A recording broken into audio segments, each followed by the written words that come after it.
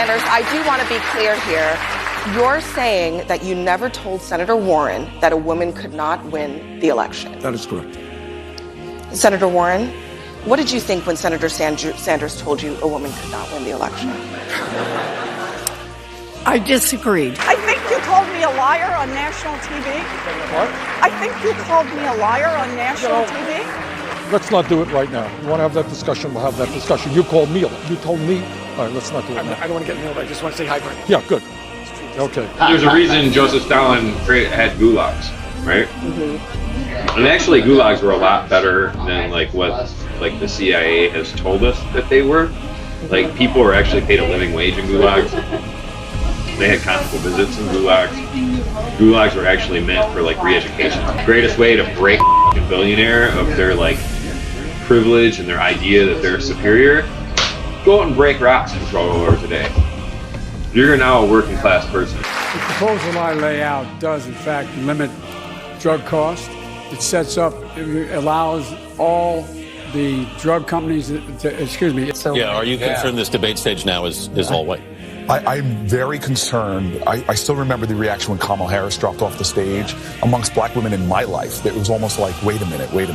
Here's a woman that won in California twice, who has been extraordinary, and she couldn't even get to Iowa. How could we have a situation that is creating that kind of dynamic? Senator Sanders, you call yourself a democratic socialist, but more than 2/3 of voters say they are not enthusiastic about voting for a socialist. Doesn't that put your chances of beating Donald Trump at risk? Nope, not at all. You know, my son Adam is literally my policy advisor. I'm not joking. I was in a meeting with Chairwoman Maxine Waters and 2 other colleagues about pushing this amendment to stop fossil fuel investment. Us, the government, stop investing in fossil fuels. He handed me the piece of paper. I had posted it. And he said, Mom, you got to tell him. He says, we only have until 2030.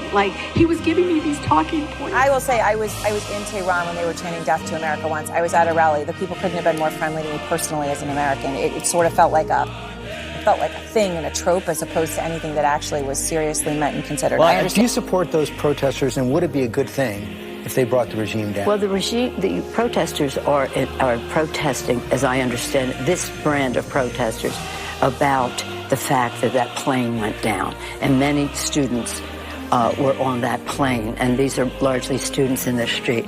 I think the Iranians should have not had commercial flights going off when there was... They're calling out the regime for lying. They're saying death to Khomeini as well. No, well, whatever it is. We have to stop putting trans women who are incarcerated into prisons with men where they are at risk. I struggle so much with what I can do at times. There are things that I can't avoid. I flew a plane out here today, or last night rather, but one thing that I can do is change my eating habits, and so I just want to urge all of you to join me in that.